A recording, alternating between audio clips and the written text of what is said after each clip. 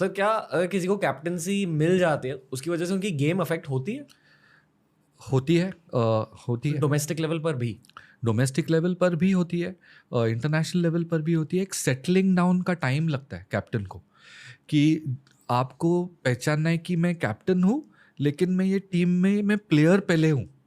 तो वो एक बैलेंस आने में थोड़ा टाइम लगता है। क्यों? क्योंकि मेंटली टैक्सिंग होता है। मेंटली, लाइक आई सेड, बहुत ही टैक्सिंग होता है। एंड आप थोड़ा बैटिंग कर रहे हो तभी सोच रहे हो कि अरे यार वो बॉलिंग में मैं किसको क्या दूँ, ये वो थोड़ा एक सेटलिंग डाउन टाइम लगता है। एंड इसके लिए जो भी कैप्टन बनते हैं उनको थोड़ा एक लॉन्गर रोप देते हैं कि पहले 2-3 महीने ये स्ट्रगल करेगा थोड़ा, but after that you have to ये जो दोनों रोल्स है आपको बाइफर्केट करने पड़ेंगे। कि जब भी आप बैटिंग कर रहे हो तभी आप बैट्समैन हो, तभी आप कैप्टन नहीं हो। ऑल्दो मैं तो बहुत मानता हूँ कि जब भी आप बैटिंग करते हो you should think like a captain, but you should think like a captain only कि ये विकेट पे क्या स्कोर अच्छा है, ये विकेट पे क्या टारगेट सेट करना चाहिए, but not think about the other parts of captaincy कि जब हम बॉलिंग करेंगे तभी हम क्या करेंगे, बिकॉज वो आपका फोकस निकालेगा। वो वॉच द बॉल एंड एक बैट्समैन से this to themselves, watch the ball, it will tell you what to do. तो वो एक जो प्राइमरी लीवर है ऑफ कंसंट्रेशन, जब भी आप बाकी का सोचते हो वो थोड़ा हट जाता है, and that's what causes dismissals and bad shot selection and stuff like that. You can disagree with me on this next point, ठीक है? Okay. और इस शो पर disagreements are welcome. Okay, I feel कि बहुत सारे भारतीय लोग स्पेशली फैंस कोहली के कैप्टनसी के बारे में कम बात करते हैं। उनकी भी कैप्टनसी बहुत बढ़िया थी, स्पेशली टेस्ट क्रिकेट में एक अग्रेशन आ गई थी टीम में, और टीम ने बहुत कुछ किया उनके टेस्ट कैप्टनसी के दौरान। आप सहमत हो? 100%। एक अटैच सवाल है। Yeah. दोनों चीज़ों पर आप बात कर लो सर। जब आप उनसे उनके टीनेज में मिले थे, जब वो 16 ईयर्स के थे, तब उनमें एक कैप्टन दिखा था? क्योंकि कहा जाता है कि लीडर्स बनाए नहीं जाते, लीडर्स पहले से लीडर्स ही होते हैं। तो वो जानना चाहूँगा मैं। मैंने जब भी उसे पहले देखा, मैंने सोचा भी नहीं था कि मैंने वो पॉइंट ऑफ व्यू से देखा भी नहीं था उसे, ऑनेस्टली। मुझे जस्ट एज अ बैट्समैन अच्छा लगा, बट जब भी मैंने अंडर-19 वर्ल्ड कप फॉलो करना शुरू किया तभी मुझे लगा 100% ये इसमें कैप्टनसी मटेरियल है।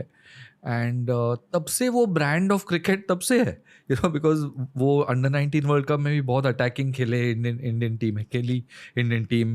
एंड जब भी वो इंडिया का कैप्टन बना तभी वही तो एक था कि वो in your face, attacking at all times, that was the kind of brand which they propagated. और वो ब्रांड खेलने के लिए आइडियल टीम थी।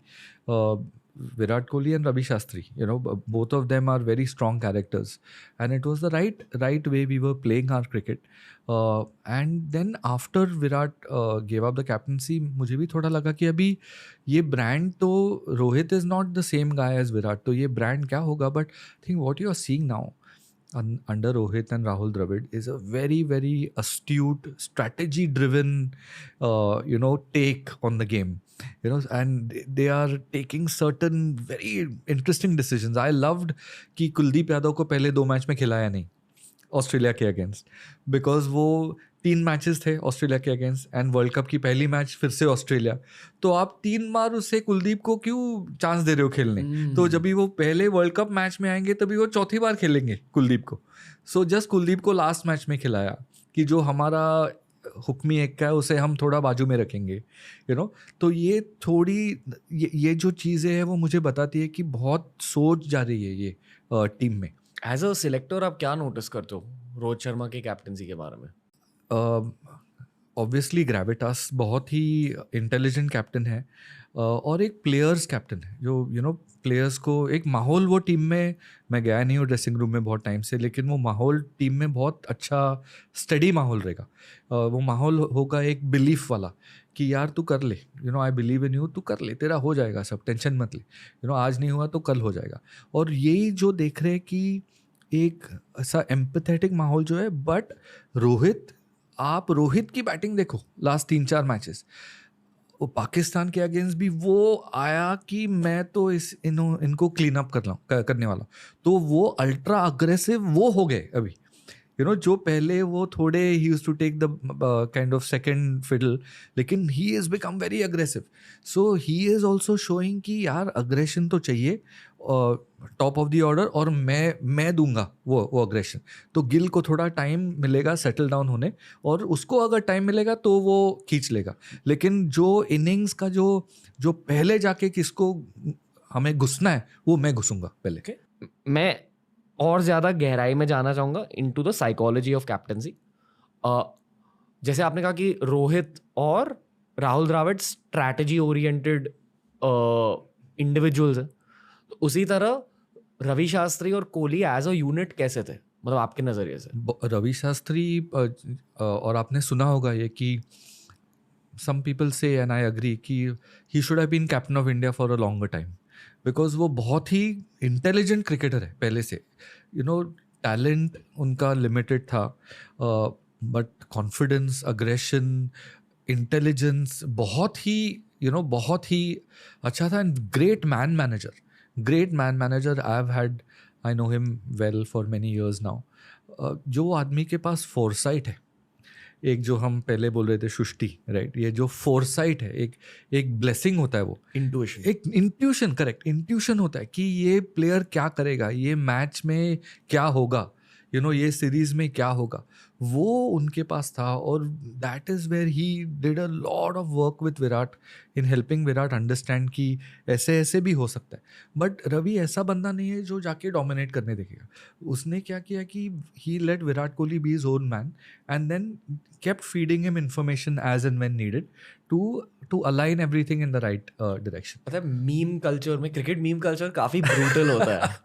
मतलब कुछ मीम्स बहुत फनी भी होते हैं, कुछ मीम्स बहुत ब्रूटल होते हैं. और फिर उसी मीम कल्चर से स्टीरियोटाइप्स या परसेप्शन बिल्ड होता है. Perception, that was the word. Correct. तो रवि शास्त्री को लेकर एक परसेप्शन है कि वो बहुत क्वाइट कोच थे, उन्होंने ज्यादा कोचिंग नहीं करी. But how does meme culture know that? असलियत क्या है ये सिर्फ रवि शास्त्री को पता होगी, टीम को पता होगी. एक्चुअली उस असलियत के बारे में आपसे पूछना चाहूंगा. नहीं, वो ऑपोजिट ऑफ क्वाइट थे. ऑपोजिट ऑफ क्वाइट थे. रवि शास्त्री बहुत ही अग्रेसिव कोच थे, हेड कोच, बहुत ही अग्रेसिव हेड कोच थे. उनके जो हडल में उनके स्पीचेस बहुत लेजेंडरी है. और लेट्स किल देम. और वो जैसा इम्प्रॉम्प्टू थे वो जी. रवि शास्त्री ऐसे नहीं है कि वो स्टडी करके जाएंगे कि हडल में मुझे क्या बोलना है. जो उनके मन में आएगा वो बोलेंगे, और वो बहुत रेलेवेंट होगा, बिकॉज वो हडल के बाद आप ग्राउंड पे ही जा रहे हो. तो बहुत ही ऐसा है कि it needs to hit that arrow needs to hit the bullseye एकदम क्विकली. तो